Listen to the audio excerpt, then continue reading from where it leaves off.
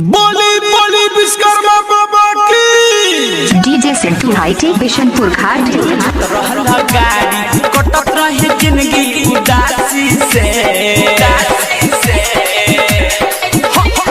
रहला अनाड़ी पोछत रहला गाड़ी कटत रहे जिंदगी उदासी से हो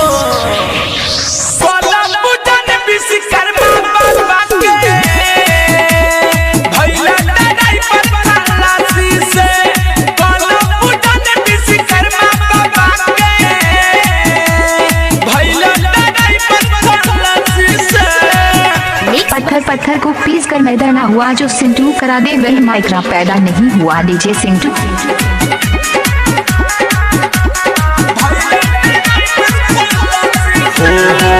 मिलल काम में बिना तो होइते बर्बादी उनके कृपा से सैया मिलता आजादी।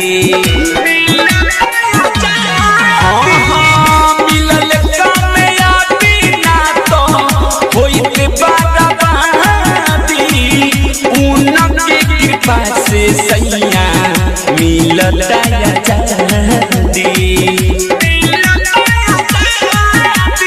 होता कमाई खुशबाड़ी माई वंचित बारो तू गासी से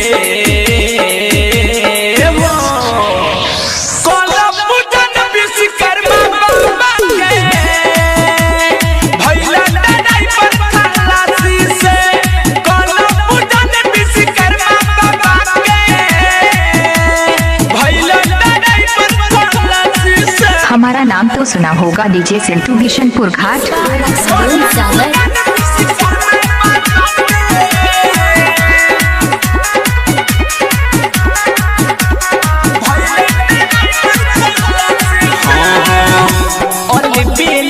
सुख पिया खर्चा करी डट के बहाबा रख दिहले सैया किस्मत पलट के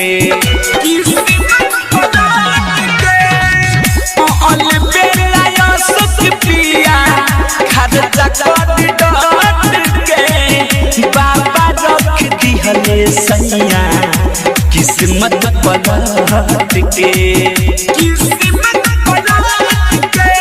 चंदेश्वर कह जय बोली न जय जय कमी न होई राशि से